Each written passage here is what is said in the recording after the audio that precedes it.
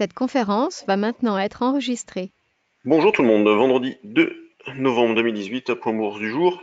Hausse un petit peu partout ce matin, le Nikkei a terminé d'ailleurs en belle hausse de 2,5%. Le CAC a ouvert en belle hausse aussi, puisqu'on est actuellement en hausse de 1,20%, suite donc à des déclarations conjointes de Trump et du président chinois indiquant que les négociations se passent bien. C'est du réchauffé, mais en tout cas c'est suffisant pour faire monter les marchés d'un petit cran.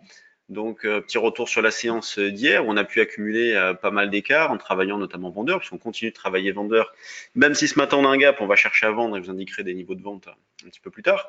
Donc, on a pu accumuler des écarts dans cette zone entre 5100 et 5070. Moi, je vous disais par exemple le matin que j'étais placé à 5098,5 pour vendre, donc j'ai pu vendre un petit peu ici. On est allé un petit cran dessus, mais bon, pas de problème. On a eu un joli signal de vente qui s'est déclenché par ici dans la foulée et on a pu rejouer la zone des 5060-70 qui était l'objectif important en intraday.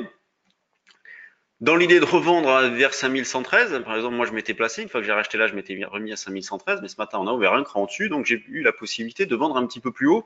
Le tout en phase de call acheté, donc acheté notamment vers 4009, donc ça c'était vraiment le gros point fort de ces derniers jours. Donc on continue de travailler avec un biais vendeur, même si évidemment sur le fond on est extrêmement méfiant, et d'ailleurs on est méfiant depuis mercredi. On a eu un gap à la hausse, on voit bien que le marché reste plutôt pas mal pour le moment, donc il faut pas trop en faire, il faut pas trop insister sur les prises de position. Ça, je m'adresse notamment à ceux qui nous suivent sur le trade du jour. Quand vous prenez des positions, n'hésitez pas à sortir, même pourquoi pas sur l'objectif numéro un, histoire d'assurer un écart.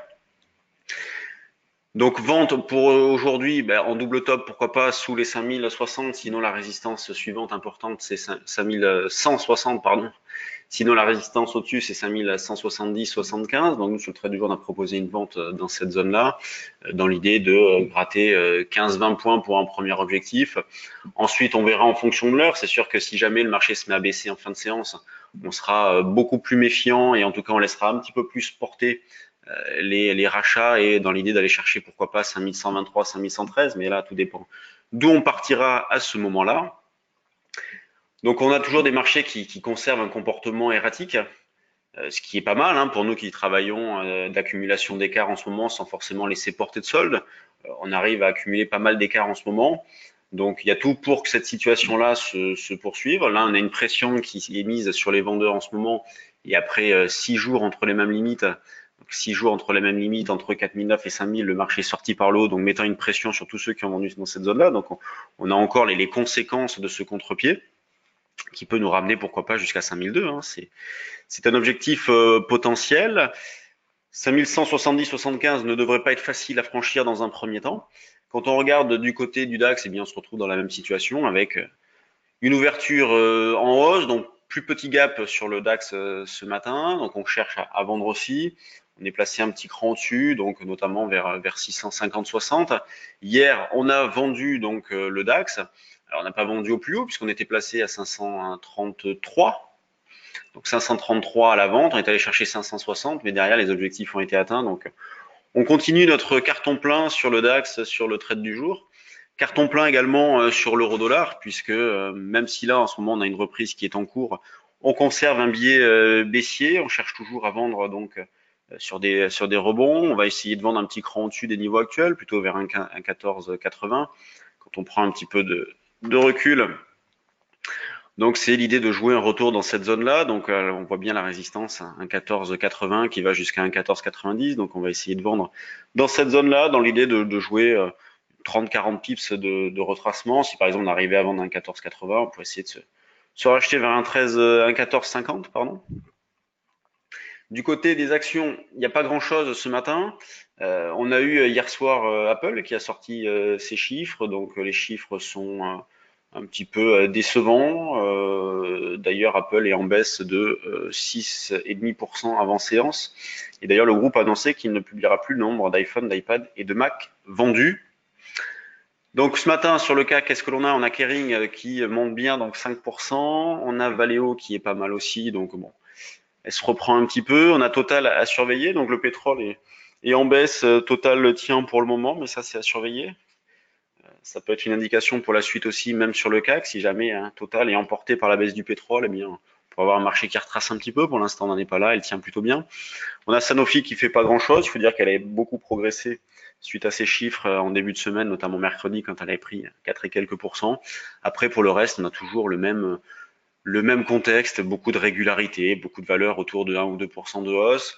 On n'a plus trop les excès que l'on avait à une époque avec des moins 10, plus 10. Donc, c'est un petit peu plus sain, même si la hausse actuelle, elle, est très particulière. Une nouvelle fois, ça se fait la plupart du temps sur des gaps comme celui que l'on a ce matin, puisqu'on a un gap de quasiment 40 points sur l'indice CAC 40. Donc c'est violent, c'est en aucun cas des gérants qui ont la possibilité d'acheter, donc ils ont pu profiter du retracement pour acheter, mais là c'est de la spéculation qui se prend un peu les pieds dans le tapis, c'est de l'algo qui appuie un petit peu, même si je trouve que dans la période actuelle, les algos sont plutôt sages. On n'a pas les rouleaux compresseurs comme on avait à une époque. Du côté des mid et small cap, lançons les screeners. Qu'est-ce que l'on a? On a Trigano qui est pas mal d'ailleurs. On pourrait avoir un signal d'achat au-dessus de cette zone-là sur Trigano, donc au-dessus des 100 euros. On a MND qui se reprend aussi, donc après avoir pas mal baissé. On a Paro, on a EuropaCorp, on a Inat Pharma. Sur Inat, on a une news ce matin, donc le groupe a annoncé que des données mises à jour issues des essais cliniques en cours. Voilà, donc il y a une petite news sur Inat. On a groupe Paro à l'inverse qui est vraiment pas joli, avec gap à la baisse ce matin, donc avec une baisse de 7,5. Dans les valeurs que l'on suit particulièrement, puisque certains me posent des questions, on a Altran qui est pas mal, donc on a eu une belle reprise d'Altran ces derniers jours. On a un petit rectangle et une sortie par le haut. Peut-être l'occasion d'aller chercher cette zone des 9, 9,50, 9,60 comme première cible pour alléger la position, mais moi j'en garde toujours pour plus haut. On sait jamais, sur un malentendu, on pourrait revenir sur les 12-13. En tout cas, il y a un consensus qui est favorable sur Altran. Pour l'instant, la valeur se reprend, donc on peut profiter de la hausse pour alléger, tout en conservant un petit solde. Juste petit point sur la volatilité qui a pas mal baissé. Donc, on est actuellement donc à 5150, donc on est à 15-20 de vol sur novembre. On peut même déjà regarder décembre pour avoir la volatilité à un mois et à un mois, on est à 15,8. Donc, vraiment une volatilité quasi identique entre novembre et décembre. Donc, des achats d'options qui coûtent pas très cher non plus. Donc, on peut toujours, alors sur décembre, c'est sûr que c'est très cher au vu du nombre de jours. 50 jours, c'est beaucoup. On aurait une échéance décembre assez longue. Mais même sur novembre, on peut prendre encore des petits paris dessus, soit pour jouer de l'intraday, pour profiter du rebond, pour fermer des risques sur les options. Si vous avez de l'intérêt, on fait des formations qui vont dans ce sens-là, notamment notre formation sur donc les options. 2 jours de stage avec une journée d'explication comment fonctionnent les options, comment déterminer le prix d'une option, et puis le lendemain des stratégies. Donc on voit notamment les stratégies dites synthétiques. Sur ce, eh bien, je vous souhaite une bonne séance, un bon week-end, et puis on se retrouve lundi. Salut tout le monde.